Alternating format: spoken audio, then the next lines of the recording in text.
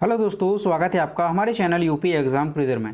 दोस्तों, आज के वीडियो में हम 7 जून से संबंधित उत्तर प्रदेश करंट अफेयर और इसके अलावा यूपी एग्जाम्स के लिए मोस्ट इंपॉर्टेंट करंट अफेयर के क्वेश्चंस को डिस्कस करेंगे और हर एक क्वेश्चन से रिलेटेड आपको फैक्ट भी बताएंगे।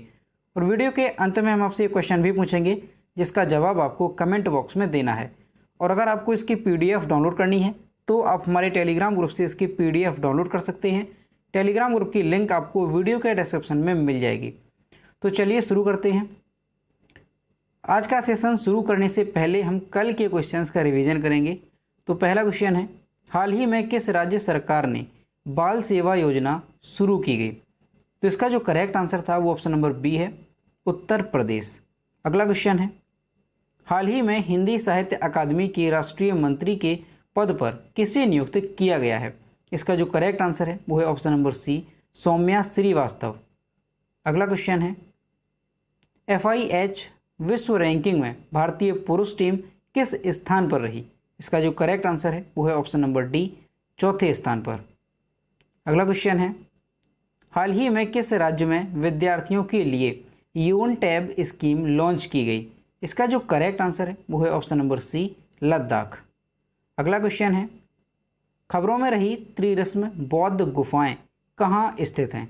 इसका जो करेक्ट आंसर है वो है ऑप्शन नंबर सी, नासिक। अगला क्वेश्चन है, कल्पसर परियोजना किस राज्य की पहल है? इसका जो करेक्ट आंसर है वो है ऑप्शन नंबर सी, गुजरात। अगला क्वेश्चन है, किस कंपनी ने पहली एशिया प्रशांत साइबर सुरक्षा परिषद का गठन किया? इसका जो करेक्ट आंसर है वो है ऑप्शन नंबर बी, माइक्रोसॉफ्ट। अगला क्वेश्चन है, किसे इंटरनेशनल डेयरी फेडरेशन के बोर्ड के लिए चुना गया है? इसका जो करेक्ट आंसर है वो है ऑप्शन नंबर बी, RS सोडी।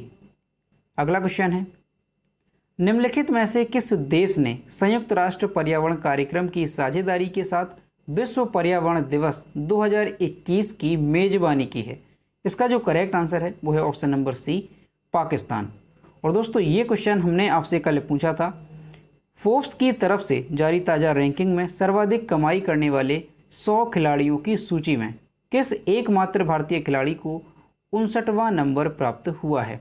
इसका जो करेक्ट आंसर है वो है ऑप्शन नंबर डी। और लगभग सभी स्टूडेंट्स ने इसके सही जवाब दिए। और मैं आपसे हर रोज़ कहता हूं कि जो भी क्वेश्चन आपसे पूछा जाए तो सभी लोग उसका आंसर जरूर किया करो। तो चलिए शुरू करते हैं आज का सेशन। पहला क्वेश्चन है, अयोध्या धन्नीपुर मस्जिद प्रोजेक्ट किसके नाम पर होगा? ऑप्शन नंबर ए है मौलवी अहमदुल्लाह शाह फैजाबादी, बी है फिरोज़ खान, सी है मौलाना वाजिद अली और डी है इनमें से कोई नहीं। इसका जो करेक्ट आंसर है वो है ऑप्शन नंबर ए, मौलवी अहमदुल्लाह शाह फैजाबादी। अयोध्या के धन्नीपुर गांव में बनने वाली प्रस्तावित मस्जिद और अस्पताल परिसर का नाम फाइनल हो गया है। मस्जिद का नाम प्रसिद्ध स्वतंत्रता सेनानी और क्रांतिकारी मौलवी अहमदुल्लाह शाह फैजाबादी के नाम पर रखा जाएगा, जिनकी मृत्यु 164 साल पहले हो गई थी। और इसका नाम तय किसने किया है? तो ध्यान रखना है, इंडो इस्लामिक कल्चरल फाउंडेशन ने मस्जिद का नाम तय किया है। तो दोस्तों, आपको अच्छे से ध्यान रखना है कि अयोध्या में जो मंदिर और मस्जिद को लेकर के विवाद था, तो सुप्रीम कोर्ट ने अयोध्या के धन्नीपुर गांव में, कहाँ पर? धन्नीपुर गांव में मस्जिद निर्माण के लिए 5 एकड़ की भूमि जो है वो प्रदान की थी। तो अब वहाँ पर ये मस्जिद बनाई जानी है, तो नाम उसका क्या रखा जाएगा? तो उनका नाम जो है मौलवी अहमदुल्लाह शाह फैजाबादी के नाम पर रखा जाएगा। तो ये आपको ध्यान रखना है। अगला क्वेश्चन है, हाल ही में उत्तर प्रदेश के किस जनपद में राष्ट्रीय पक्षी की रहस्यमयी मृत्यु चर्चा में बनी है? ऑप्शन नंबर ए है रायबरेली, बी है प्रतापगढ़, सी है प्रयागराज और डी है आगरा। इसका जो करेक्ट आंसर है वो है option number B, Pratapgarh. Pratapgarh जिले के अंतू थाना क्षेत्र के बैजलपुर गांव स्थित आंवले की बाग में बीते 24 घंटे के दौरान 18 मोरों की रहस्यमयी स्थिति में मौत हो गई है। और इसी वजह से ये जो घटना है ये काफ़ी ज़्यादा चर्चा में है। तो दोस्तों, यहाँ पर बात क्या थी कि जो उत्तर प्रदेश का प्रतापगढ़ जिला है वहाँ पर 24 घंटे के अंदर 18 मोरों की मौत हुई। लेकिन ये मौत हुई किस वजह से है, इसके कारण अभी तक पता नहीं चले हैं। पहले ऐसा माना जा रहा था कि ये जो मोरों की मृत्यु है वो निमोनिया की वजह से हुई है, लेकिन फिर ये जो आशंका थी निमोनिया की वजह से उसे भी खारिज कर दिया गया और फिर ऐसा पाया गया कि शायद ये बर्ड फ्लू की वजह से इसकी मृत्यु हुई है, लेकिन इसकी भी पुष्टि नहीं हो पाई है। और अब जो है मोरों की मृत्यु की जांच को लेकर के भोपाल स्थित लैब में इसका विसराप भेजा गया है। तो इस वजह से ये काफ़ी ज़्यादा चर्चा में है। तो आपको ध्यान रखना है कि प्रतापगढ़ जिले में 18 मोरों की मौत जो है वो हुई है अभी हाल ही में। अगला क्वेश्चन है, हाल ही में कौन दुनिया की सबसे ऊंची चोटी माउंट एवरेस्ट पर चढ़ने वाले सबसे उम्रदराज अमेरिकी बने? ऑप्शन नंबर ए है कॉनरैड अंकेर, बी है डेविड रॉबर्ट्स, सी है आर्थर मुइर और डी है इनमें से कोई नहीं। तो इसका जो करेक्ट आंसर है वो है option number C, Arthur Muir. संयुक्त राज्य अमेरिका और हांगकांग के पर्वतारोहियों ने मई 2021 में माउंट एवरेस्ट को फतह करके नए रिकॉर्ड बनाए हैं।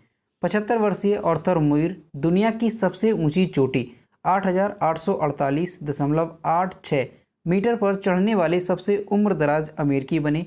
इसके अलावा हांगकांग की त्सांग यिनहंग 45 वर्ष की हैं। उन्होंने 26 घंटे से भी कम समय में चोटी पर चढ़ाई की, जो बेस कैंप से शुरू होने के बाद किसी भी महिला द्वारा लिया गया सबसे कम समय है। तो दोस्तों आपको ध्यान रखना है, ये क्वेश्चन मोस्ट इंपॉर्टेंट है कि संयुक्त राज्य अमेरिका के सबसे उम्रदराज व्यक्ति जो कि माउंट एवरेस्ट को फतह किया है वो कौन बन गए हैं? तो आर्थर मुइर ये सबसे उम्रदराज व्यक्ति बन गए हैं अमेरिका के माउंट एवरेस्ट को फतह करने वाले। और इनकी उम्र कितनी है? तो 75 साल की ये हैं। अब दोस्तों माउंट एवरेस्ट से संबंधित और भी क्वेश्चन आपको अच्छे से ध्यान रखना है कि अगर ये पूछा जाता है कि सबसे उम्रदराज पूरी दुनिया में माउंट एवरेस्ट को फतह करने वाला कौन है, तो ये हैं यूचिरो म्यूरा। क्या नाम है इनका? यूचिरो म्यूरा। ये जापान के हैं और इनकी एज कितनी है? तो ये 80 साल के हैं जिन्होंने माउंट एवरेस्ट को फतह किया है। और इन्होंने माउंट एवरेस्ट को फतह कब किया है? तो 2013 में। और इनका नाम क्या है? यूचिरो म्यूरा इनका नाम है। और दोस्तों माउंट एवरेस्ट को फतह करने वाला सबसे यंगेस्ट पर्सन कौन सा है, यानी सबसे कम उम्र का व्यक्ति कौन है? तो ध्यान रखना है जॉर्डन रोमेरो। ये सबसे कम उम्र के हैं और इन्होंने 13 वर्ष 10 महीने की एज थी इनकी, तब इन्होंने माउंट एवरेस्ट को फतह किया था। और ये किस देश से संबंधित हैं? तो ये यूनाइटेड स्टेट अमेरिका से संबंधित हैं और 2010 में इन्होंने माउंट एवरेस्ट को फतह किया था। ठीक है, तो ध्यान रखना है सबसे कम उम्र में माउंट एवरेस्ट को फतह करने वाले कौन है? जॉर्डन रोमेरो। और इसके साथ ही आपको और भी ध्यान रखना है कि अगर ये क्वेश्चन पूछा जाता है कि फर्स्ट वुमेन यानी कि सबसे पहली महिला जो कि माउंट एवरेस्ट को फतह किया है वो कौन थी? तो जुंको ताबेई। ये पहली महिला थी जिन्होंने माउंट एवरेस्ट को फतह किया था। और ये किस देश से संबंधित है? तो ये जापान की थी। ये भी आपको ध्यान रखना है। तो ये सारी चीज़ें आपको माउंट एवरेस्ट से संबंधित अच्छे से ध्यान रखनी है। और यहाँ पर आप इमेज में देख सकते हैं, ये हैं आर्थर मुइर जो कि अमेरिका के सबसे उम्रदराज व्यक्ति बन गए हैं माउंट एवरेस्ट को फतह करने वाले। अगला क्वेश्चन है, हाल ही में खबरों में रहा साइबर 2 क्या है? ऑप्शन नंबर ए है दवा, बी है सुपर फास्ट कंप्यूटर, सी है तारों की संख्या गिनने वाला एक इंस्ट्रूमेंट और डी है इनमें से कोई नहीं। तो इसका जो करेक्ट आंसर है वो है ऑप्शन नंबर सी, तारों की संख्या गिनने वाला एक इंस्ट्रूमेंट। नासा द्वारा वित्त पोषित साउंडिंग रॉकेट से साइबर 2 इंस्ट्रूमेंट लॉन्च किया जा रहा है। साइबर 2 का पूरा नाम कॉस्मिक इंफ्रारेड बैकग्राउंड एक्सपेरिमेंट 2 है। यह इंस्ट्रूमेंट ब्रह्मांड में तारों की संख्या गिनेगा। वैज्ञानिकों का अनुमान है कि औसतन प्रत्येक आकाश गंगा में लगभग 100 मिलियन तारे होते हैं, लेकिन यह आंकड़ा सटीक नहीं है। तो इसी वजह से नासा का एक इंस्ट्रूमेंट है, नाम क्या है उसका? साइबर 2। इसे नासा ने लॉन्च किया है और किस वजह से किया है? कि ब्रह्मांड में ये तारों की संख्या गिनेगा। अब दोस्तों इसे नासा ने लॉन्च किया है, तो नासा का फुल फॉर्म क्या होता है? तो ध्यान रखना है, नासा का फुल फॉर्म होता है national aeronautics and space administration. और नासा की स्थापना कब हुई थी? तो 29 जुलाई 1958 को। कब हुई थी? 29 जुलाई 1958 को नासा की स्थापना हुई थी। और इसका जो मुख्यालय है वो कहाँ पर है? तो वॉशिंगटन डीसी में नासा का मुख्यालय है। अगला क्वेश्चन है, किस राज्य ने कोरोना मुक्त गांव प्रतियोगिता की घोषणा की है? ऑप्शन नंबर ए है छत्तीसगढ़, बी है उत्तर प्रदेश, सी है महाराष्ट्र और डी है बिहार। इसका जो करेक्ट आंसर है वो है ऑप्शन नंबर सी, महाराष्ट्र। ग्रामीण इलाकों से कोरोना को खत्म करने के लिए महाराष्ट्र सरकार ने एक अनोखी पहल शुरू की है। महाराष्ट्र सरकार ने कोरोना मुक्त गांव प्रतियोगिता का ऐलान किया है। कोविड-19 प्रबंधन में अच्छा कार्य करने पर प्रत्येक रेवेन्यू डिवीजन में 3 ग्राम पंचायतों को पुरस्कृत किया जाएगा। इसके तहत प्रथम विजेता को 50 लाख, दूसरे विजेता को 25 लाख और तीसरे विजेता को 15 लाख रुपए दिए जाएंगे। राज्य में 6 रेवेन्यू डिवीजन हैं और इसलिए कुल 18 पुरस्कार दिए जाएंगे।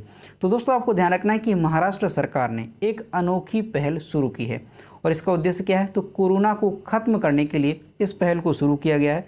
और इस पहल का नाम क्या है, तो कोरोना मुक्त गांव। ये एक प्रतियोगिता है, इसे महाराष्ट्र सरकार ने शुरू किया है और इसके तहत प्रत्येक रेवेन्यू डिवीजन में 3 ग्राम पंचायतों को पुरस्कृत किया जाएगा कोविड-19 के संबंध में अच्छा प्रदर्शन करने पर। और इसके तहत जो प्रथम विजेता होगा उसे 50 लाख रुपए, द्वितीय विजेता उसे 25 लाख और तीसरे विजेता को 15 लाख रुपए दिए जाएंगे। अब दोस्तों महाराष्ट्र सरकार ने ये प्रतियोगिता शुरू की है, तो महाराष्ट्र के बारे में जानते हैं। ये है मैप में महाराष्ट्र। महाराष्ट्र की कैपिटल है मुंबई। महाराष्ट्र के चीफ मिनिस्टर हैं उद्धव ठाकरे और महाराष्ट्र के गवर्नर हैं भगत सिंह कोश्यारी। और दोस्तों महाराष्ट्र में अगर जिलों की संख्या देखी जाए तो महाराष्ट्र में कितने जिले हैं, 36 जिले महाराष्ट्र में हैं। और महाराष्ट्र में जो लोकसभा सीट्स की संख्या है वो कितनी है, तो लोकसभा सीट की संख्या है महाराष्ट्र में 48 और राज्यसभा सीटों की संख्या है महाराष्ट्र में 19। और इसके साथ ही आपको ये भी याद रखना है कि अगर एरिया वाइज यानी क्षेत्रफल की दृष्टि से भारत में महाराष्ट्र की स्थिति देखी जाए तो ये तीसरे स्थान पर है। यानी क्षेत्रफल की दृष्टि में महाराष्ट्र भारत में तीसरे स्थान पर है और जनसंख्या की दृष्टि से देखा जाए, पॉपुलेशन वाइज देखा जाए तो महाराष्ट्र दूसरे स्थान पर है। और दोस्तों एरिया के क्षेत्रफल के हिसाब से अगर देखा जाए तो पहले स्थान पर कौन सा राज्य है, राजस्थान पहले स्थान पर है और दूसरा है मध्य प्रदेश और तीसरा है महाराष्ट्र। और अगर जनसंख्या की दृष्टि से देखा जाए तो पहले स्थान पर उत्तर प्रदेश, दूसरे स्थान पर महाराष्ट्र और तीसरे स्थान पर है बिहार। तो आपको ये टॉप 3 याद रखने हैं।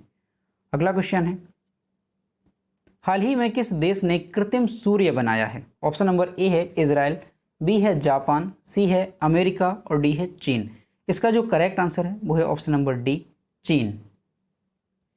चीन के आर्टिफिशियल सूरज में लगे न्यूक्लियर फ्यूजन रिएक्टर ने शुरू होते ही विश्व रिकॉर्ड बना दिया है। इस रिएक्टर ने 100 सेकेंड तक 12 करोड़ डिग्री सेल्सियस का तापमान पैदा किया है। यह तापमान सूरज के तापमान से 10 गुने से भी काफ़ी ज़्यादा है। धरती पर आज तक किसी भी देश में इतना ज़्यादा कृत्रिम तापमान को पैदा नहीं किया जा सका है। इस रिएक्टर से इतनी ज़्यादा ऊर्जा उत्पन्न की गई कि इसे आर्टिफिशियल सूरज कहा जा रहा है।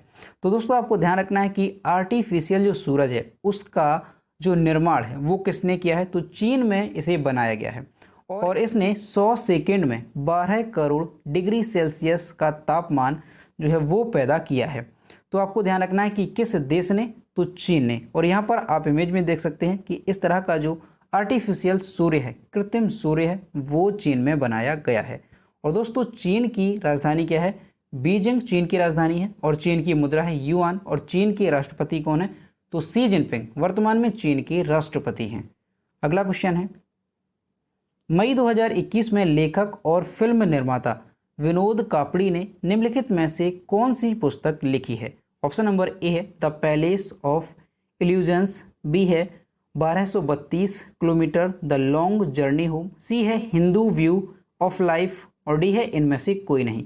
इसका जो करेक्ट आंसर है वो है option number B, 1232 kilometre the long journey home. लेखक और फिल्म निर्माता विनोद कापड़ी ने एक नई पुस्तक 1232 kilometre the long journey home लिखी है। पुस्तक बिहार के साथ प्रवासी श्रमिकों की यात्रा का वर्णन करती है जो लॉकडाउन के दौरान अपनी साइकिल पर घर वापस आए और 7 दिनों के बाद अपने गंतव्य तक पहुंचे। कापड़ी ने इन श्रमिकों के साथ गाजियाबाद से सहरसा तक की 1232 किलोमीटर की यात्रा की थी। पुस्तक का विमोचन 31 मई 2021 को हुआ था। तो दोस्तों आपको ध्यान रखना है कि जो पुस्तक है 1232 kilometre the long journey home, ये किसने लिखी है, तो ये लिखी गई है विनोद कापड़ी के द्वारा। अगला क्वेश्चन है, किस देश ने जून 2021 में 3 महीने के प्रवास के लिए 3 पुरुष अंतरिक्ष यात्रियों को अपने अंतरिक्ष स्टेशन पर भेजने की योजना की घोषणा की है? ऑप्शन नंबर ए है चीन, बी है रूस, सी है अमेरिका और डी है इनमें से कोई नहीं। तो इसका जो करेक्ट आंसर है वो है ऑप्शन नंबर ए चीन। चीन ने जून 2021 में 3 महीने के प्रवास के लिए 3 पुरुष अंतरिक्ष यात्रियों को अपने अंतरिक्ष स्टेशन पर भेजने की योजना की घोषणा की है।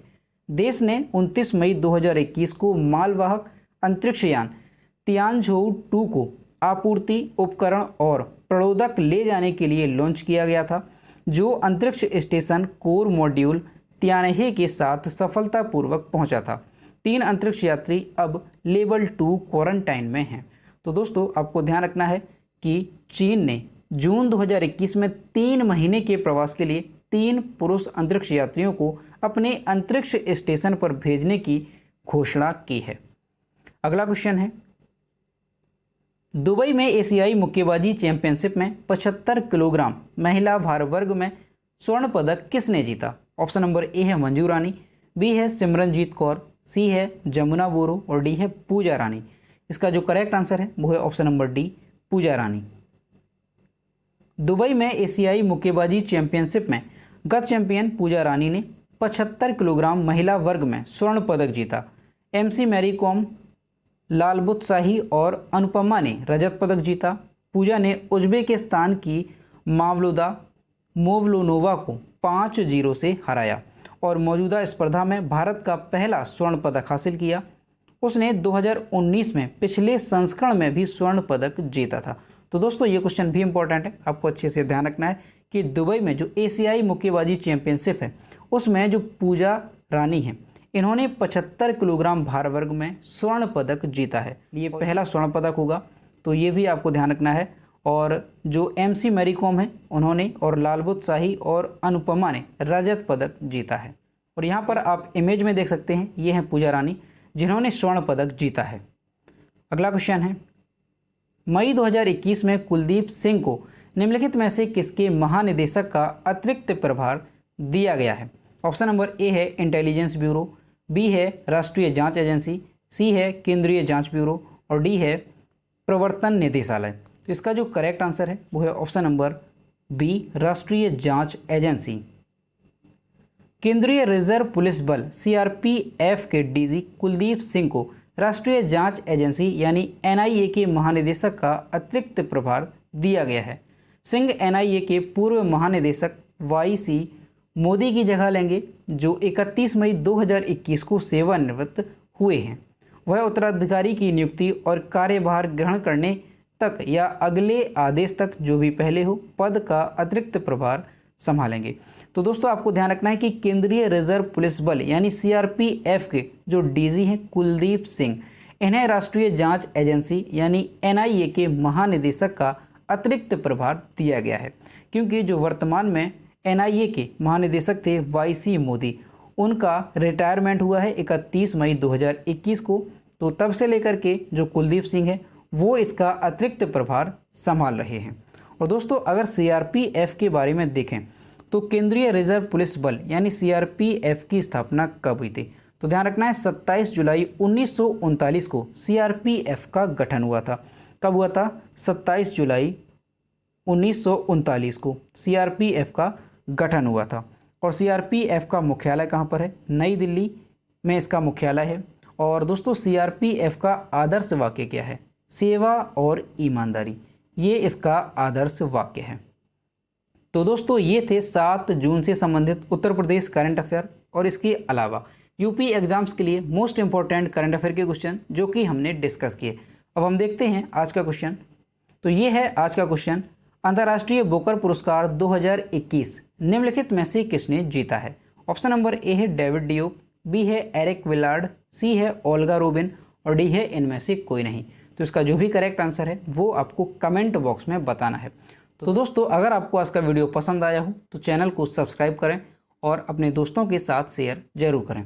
तो मिलते हैं नेक्स्ट वीडियो में। Thank you.